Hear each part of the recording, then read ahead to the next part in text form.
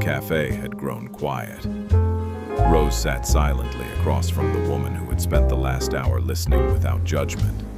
Finally, she asked the question that had been troubling her. "Why are you helping me?" Susie smiled. "Because you and I have more in common than you realize." Rose frowned. "I don't even know you." "No," Susie replied softly. "But we both know what it feels like to have someone we love choose somebody else." Rose's thoughts immediately drifted to John, to the kiss, to the betrayal. Susie watched her carefully. "They apologize because they're afraid of losing something," she said quietly. "Not because they're truly sorry." Julie, her apology, the $500. For the first time, Rose wondered if any of it had been genuine. She stood to leave. Susie stopped her with a gentle voice. "Rose," she placed a sealed envelope on the table. "Take this." Rose hesitated. "What's inside?" "An opportunity." Rose looked at Susie with a bit of confusion. Then she took the envelope and stuffed it into her purse. The walk home felt longer than usual. Every step was accompanied by another unanswered question.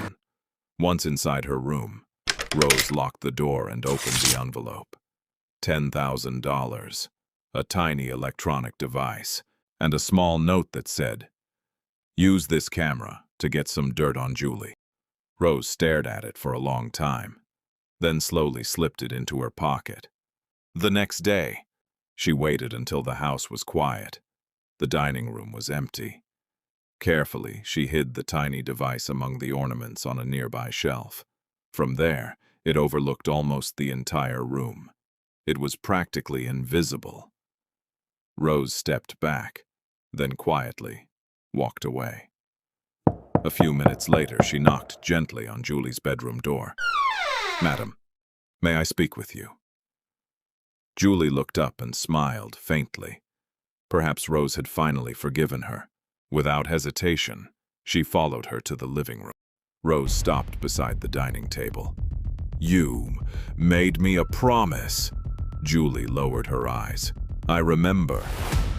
You said you wouldn't refuse my request," Rose said whilst unbuttoning her uniform. The words hung heavily between them. Julie had expected another conversation, another apology. Not this. She searched Rose's face for a sign that this was a joke. There was none. Only quiet resolve. "Don't worry. I won't hurt you," Rose said softly. "Do you find me attractive?" she said whilst biting her finger and looking intently into Julie's eyes. Julie felt her throat tighten. Every instinct told her to walk away, to refuse. But fear had become stronger than courage. Slowly, she stepped closer. Rose gently brushed a loose strand of hair behind Julie's ear. The touch was surprisingly tender. Julie closed her eyes, not because she was certain, but because she no longer knew where guilt ended and loneliness began. For a long moment, neither woman spoke. Then Rose drew Julie into a gentle embrace. It wasn't born from love, nor from desire alone. It was born from pain, confusion, and two wounded hearts making another terrible mistake.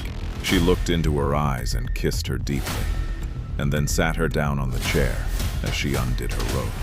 Rose did things to Julie that made her feel something she had not felt in a long time. Across the room, hidden among the ornaments, a tiny red light blinked, once, twice, quietly recording every second. Eventually, Julie stood up and tied her robe. She was overwhelmed with guilt and satisfaction at the same time, unable to look Rose in the eyes. Without another word, she walked away. Rose remained alone in the dining room, naughty smile on her face.